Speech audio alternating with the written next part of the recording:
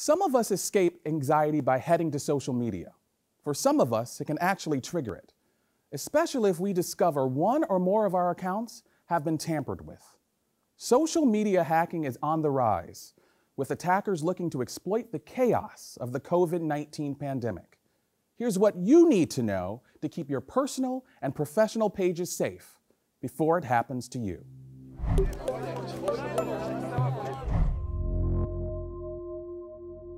The profile picture's an Asian girl because they changed the profile picture. Yeah. When radio host and content creator Pina Crispo logged into her Facebook page of 9 years on March 19th, she was completely taken aback to find out she was locked out of her page, and all her admins were removed too. So you can't get into your Facebook page that you've worked 9 years to build. Yeah, I can't get in. What's happening right now? I got a phone call from my sister, who's one of my admins. So I have multiple admins on my pages for security reasons, right? In case someone gets booted out, there's someone else there. And she's like, I've been removed. Why did you remove me as an admin? And I'm like, I didn't remove you. So I was in the car driving. When I stopped, I jumped on right away and I checked and I noticed that my admins were all gone. I was still there, but there were two other new admins. And when I clicked on them, they were in the Philippines. So I really quickly removed them, changed my password, and I thought, okay, issues resolved. But I never, ever got a notification from Facebook saying that someone logged in from a different location, like nothing. No warning, just out of left field. It was clear Crispo had been hacked. Fast forward to March 24th, Crispo lost complete access to her Facebook page, and all admins were removed, again from the hacker. Oh, I'm freaked out. I'm freaked out. I'm devastated. I'm upset. I'm sad. This is my livelihood. I'm a content creator. I'm a radio host. I'm a content creator. And so I use this platform for so many different things. Did you have your two-step authentication on, which would then send you, I think, an email or a text if someone logs in from a different location? Yes. And you never got an email or a text? No.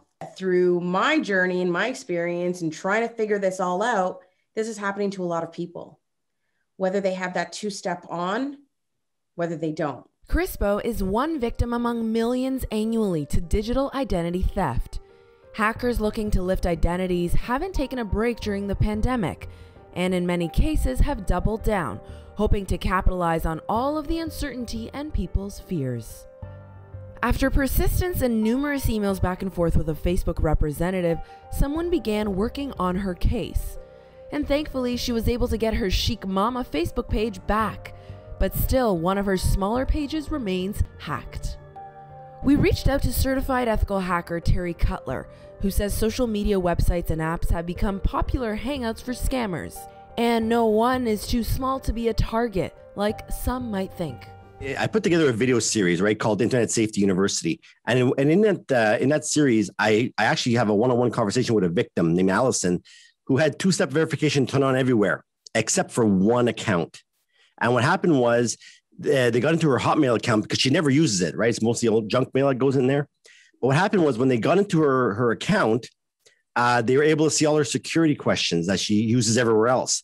And what happened was they got into her mobile carrier account and was able to transfer out her phone number to another phone provider without her permission. And when they did that, they had access to all of her two-step verification accounts. So they drained her bank accounts, her PayPal, they bought stuff on Amazon and eBay. It becomes a nightmare. Cutler is hired by companies to legally hack their systems with their permission to help companies find the holes in their database before the malicious cyber criminals do. At what rate is hacking increasing globally? All right. So last year was insane. There was 445 million cyber attacks between January and May. It was incredible. And what's happening is because most people now are working remote, they're working from home, and they're not protected by their corporate firewall anymore. Now they're protected with their home Best Buy router, right? So they don't have the security measures in place. And the new scams right now are really hard to find. Like, they're really hard to know you're in a scam.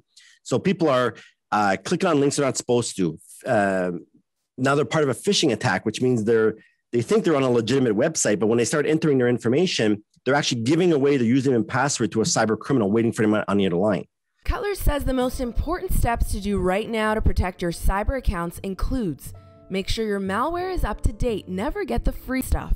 Next, create a strong password with a minimum of 12 to 16 characters long with unique characters and phrases.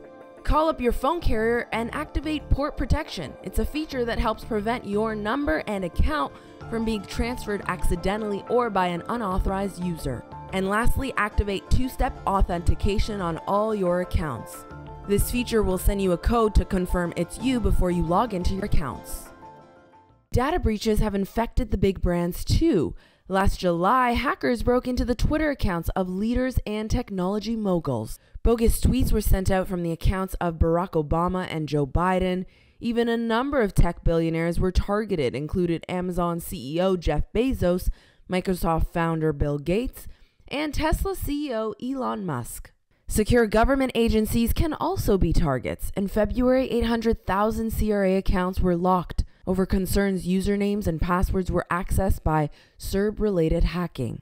But the agency said in a statement that taxpayers who fall prey to these identity theft attacks will not be responsible for any unauthorized claims, and that it is strengthening security protocols for user logins. Cutler says take the time now to educate yourself before it's too late, and your personal and professional information can't be retrieved. For Inside the Story, I'm Nikki Anastasakis.